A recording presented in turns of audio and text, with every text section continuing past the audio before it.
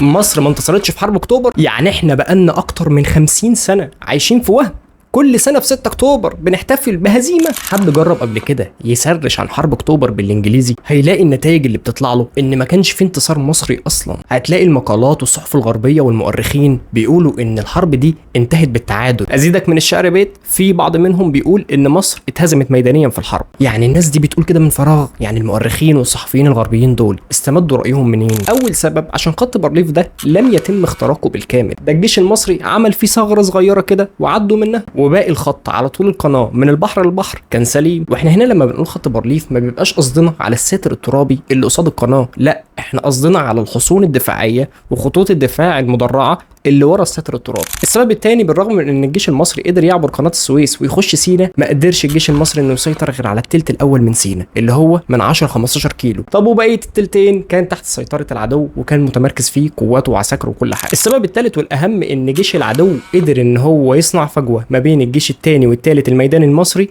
ويعمل ثغره اسمها ثغره الدفرسوار. دخول قوات العدو في الثغره دي قدرت ان هي ترجع توازن القوى الميدانيه من تاني، وخساره العدو للثلث الاول من سيناء قدر ان هو يعوضها بالفجوه اللي عملها ودخول مدينه السويس. وكمان بقى السبب الرابع والحاسم ان الخناقه دي ما انتهتش باستسلام العدو ولا بان المصريين قدروا يكسبوا ارضهم كلها ارض سيناء، ولكن انتهت بوقف اطلاق النار والتدخل الدولي لحل النزاع ده. ايه رايكم بقى؟ لسه شايفين ان الجيش المصري انتصر في حرب 6 اكتوبر؟ والله التدليس ده ما في اسهل منه، الواحد يقدر يخلي الحقيقه الواضحه زي الشمس ويقلبها لحاجه تانية خالص. جامد يا دي حورس. تعالوا بقى مع بعض ناخد نقطه نقطه اتكلمنا فيها ونشوف الادعاءات اللي ادعاها المؤرخين والصحفيين الغربيين بهزيمه الجيش المصري في حرب 73. حرب 6 اكتوبر لما بدات بخطه ما تخرش الميه، خطه مباغته مفاجاه اسمها عمليه بدر. الخطه دي كان من ضمنها مضخات وخراطيم الميه اللي سيحت الساتر الترابي، وخطه فرد الكباري وعبور المشاة والمدرعات والدبابات، والضربه الجويه اللي كانت بقياده محمد حسني مبارك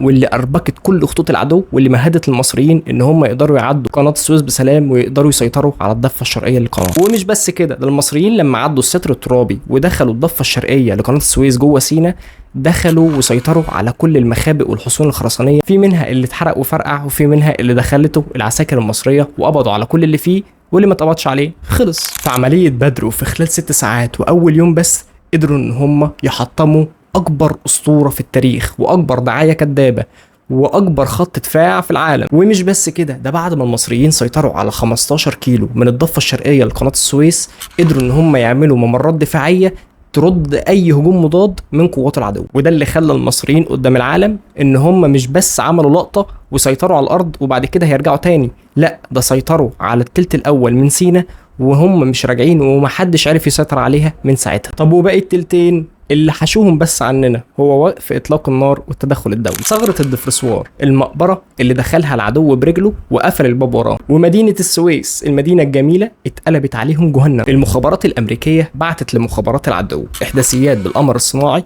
وقالت لهم في فجوة ما بين الجيش الثاني والثالث الميداني المصري في سيناء، لو انتوا قدرتوا تستغلوا ده وتدخلوا قوات عشان تسيطر على مدينة السويس ومن السويس تخشوا على القاهرة، انتوا هتخسروا الجيش المصري كل التقدم اللي عمله جوه سيناء وهتجبروهم على الانسحاب عشان يلحقوا العاصمه من ايد القوات اللي هتاكلها. وبالفعل جيش العدو بعت كتيبه لواءات مدرعات على السويس من خلال الفتحه اللي ما بين الجيش الثاني والثالث الميداني، ووصلوا مدينه السويس. اول لما الخبر ده وصل لقيادات الجيش المصري الدنيا اتقلبت، وكان على راسهم سعد الدين الشاذلي اللي كان مصمم وكان بيحرض الجيش كله ان هو يرجع وينسحب من التقدم اللي هو عمله علشان يلحقوا قناة السويس وبعد كده يبقوا يستردوا الارض تاني فيما بعد. ولكن القائد والبطل والمغوار محمد انور السادات كان عارف وهارش وقاري القصة كلها، وان هو كان متأكد ان هم بيعملوا كده علشان يرجعوا الجيش المصري وينسحبوا من كل التقدم اللي هم عملوه. محمد انور السادات قال لهم اغرب رأي هم سمعوه في حياتهم،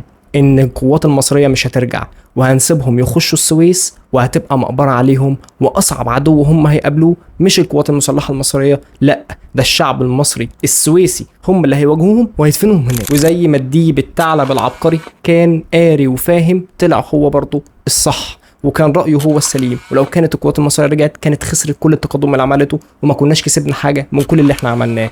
والسويسة قلبوها مقبره على كل الاعداء اللي دخلوا مدينه السويس. والروايه دي مش روايتي، دي روايه كل العساكر والضباط اللي كانوا في السويس، اللي كانوا بيشوفوا الجحيم بعينيهم، وان هم كانوا متاكدين ان هم ميتين لا محاله، وان هم كتبوا شهاده وفاتهم لما استغلوا ثغره الدفرسوار. عارفين مين اللي انقذ كتيبه العدو من جوه السويس؟ هو محمد انور السادات، لما قال للسويسه لازم توقفوا ضرب نار لان في وقف اطلاق نار وفي تدخل دولي. ولما عساكر العدو سمعوا الموضوع ده رفعوا صوره محمد انور السادات من قلب مدينه السويس، وكانوا ناقصين يحبوا على رجليه لانه كتب لهم عمر جديد. وبكده فشلت ثغره الدفرسوار، وكل التقدم الميداني اللي هم كانوا بيحلموا بيه خلاص اتقلب ضدهم، وكل الناس اللي راحت ما كانتش هترجع تاني. اما على المدى البعيد الدبلوماسي في المفاوضات لغايه سنه 79 اتفاقيه كامب ديفيد للسلام، العدو تم اجباره ان هو ينسحب من كل شبر من سيناء اجباري، وان هو يسلمها كامله مكمله للمصريين. والشروط اللي اتحطت في اتفاقيه السلام كانت متساويه على الطرفين، لا الطرف الاول يضرب الطرف الثاني ولا الطرف الثاني يضرب الطرف الاول، واللي هيهدد امن وامان اي طرف من الطرفين